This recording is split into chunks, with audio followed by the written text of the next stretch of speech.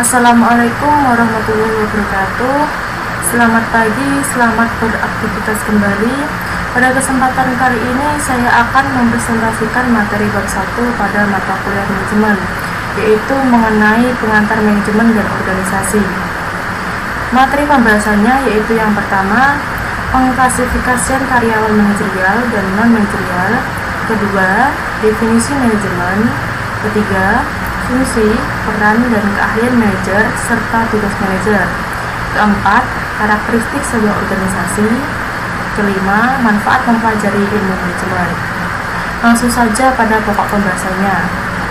Siapa sih yang disebut sebagai seorang manajer?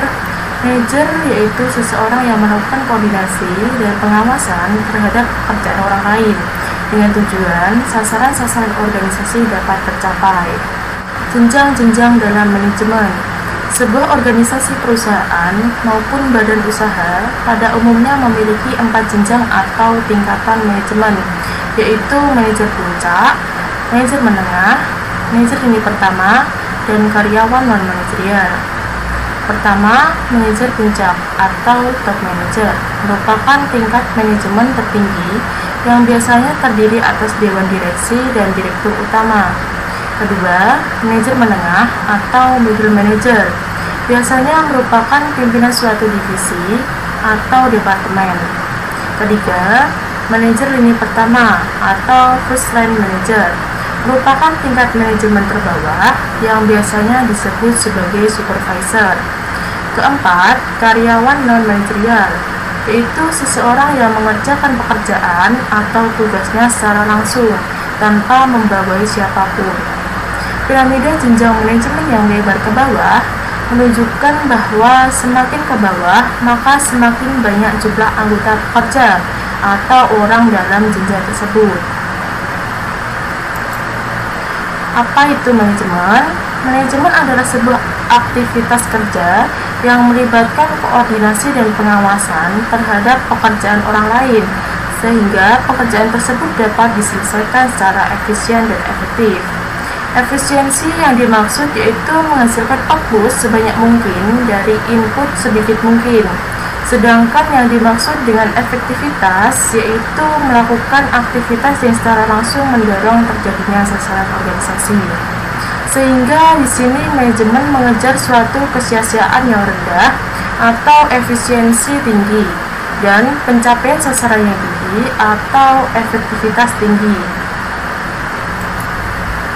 Fungsi-fungsi manajemen. Yang pertama, perencanaan atau planning, yaitu sebuah fungsi manajemen yang meliputi pendefinisian sasaran, penetapan strategi untuk mencapai sasaran, dan pengembangan rencana kerja untuk mengelola aktivitas.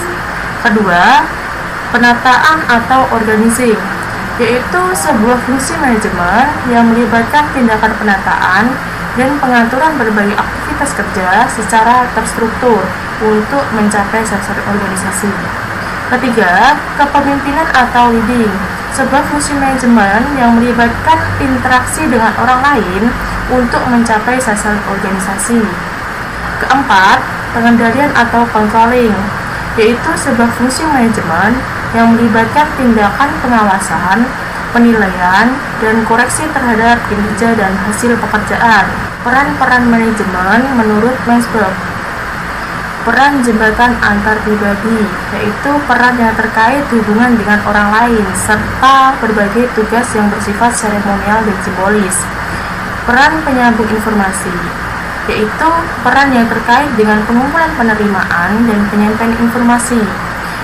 Peran pengambil keputusan, yaitu peran yang terkait pengambilan keputusan dan penentuan pilihan. Keahlian manajemen. Yang pertama, keahlian konseptual, yaitu kemampuan berpikir dan memahami hal-hal yang bersifat abstrak dan kompleks. Keahlian konseptual yang paling dibutuhkan oleh para manajer puncak. Kedua, keahlian hubungan antar manusia, yaitu kemampuan untuk bekerja sama dengan orang lain baik secara sendiri maupun kelompok. Ketiga, keahlian teknis, yaitu pengetahuan dan keterampilan yang berkaitan dengan sebuah pekerjaan yang spesifik. Keahlian teknis biasanya dibutuhkan oleh para pekerja lini pertama. Perubahan yang mempengaruhi pekerjaan manajer. 1. Perubahan teknologi atau digitalisasi. 2. Perubahan ancaman keamanan. 3. Penekanan yang lebih tinggi pada etika, organisasi, dan manajemen. 4. Peningkatan daya saing.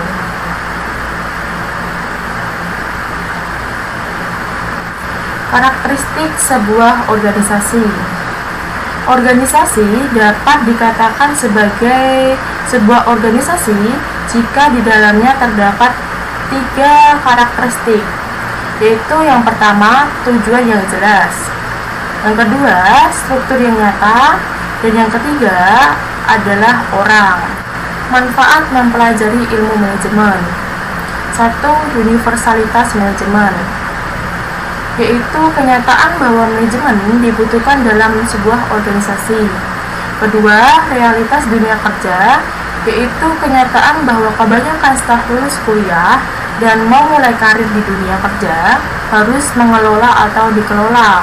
Sebagai seorang pengelola, penguasaan ilmu manajemen yang baik dapat menjadi fondasi untuk membangun kemampuan manajemen. Imbalan dan tantangan. Imbalan yang kita dapat antara lain berpikir kreatif dan berimajinasi dan mendapat pengakuan status.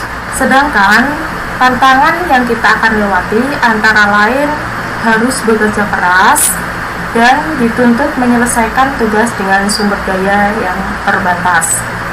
Sekian dari presentasi saya. Mohon maaf apabila ada kesalahan penyampaian materi. Wassalamualaikum warahmatullahi wabarakatuh.